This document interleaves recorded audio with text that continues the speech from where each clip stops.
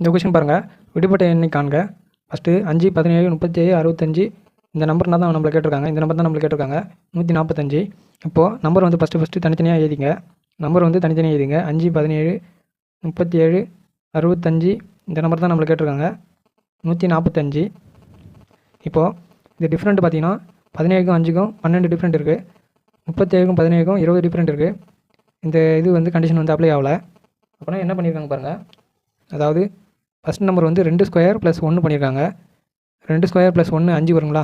அப்போது ரெண்டாவது நம்பர் என்ன பண்ணியிருக்காங்க பாருங்கள். ரெண்டாம் நம்பர் வந்து பார்த்திங்கன்னா 4 ஸ்கொயர் + 1, 4 ஸ்கொயர் வந்து 16 + 1 17 ஆகுது. மூணாம் நம்பர் பாருங்கள். மூணாம் நம்பர் பொறுத்த வரைக்கும் 6 ஸ்கொயர், அதாவது 2 ஸ்கொயர் 4 ஸ்கொயர் 6 ஸ்கொயர் அப்படின்னு போகிறாங்க. 2 ஸ்கொயராக இன்க்ரீஸ் பண்ணுறாங்க. 6 ஸ்கொயர் + 1 37. அப்போது 65 என்ன வரும் பாருங்கள். 8 ஸ்கொயர் + 1 65. அப்போது அடுத்த நம்பர் என்ன வரும், 10 ஸ்கொயர் + 1 தான் அடுத்த நம்பர் வரும். அதுக்கு அடுத்து பார்த்தீங்கன்னா 12 ஸ்கொயர் + 1 தான் 145. கரெக்டுங்களா. 12 ஸ்கொயர் 144 + 1 145. அப்போ இந்த கண்டிஷன் வந்து அப்ளை ஆகுது. அப்போது 10 ஸ்கொயர் + 1 எவ்வளோ பாருங்கள்.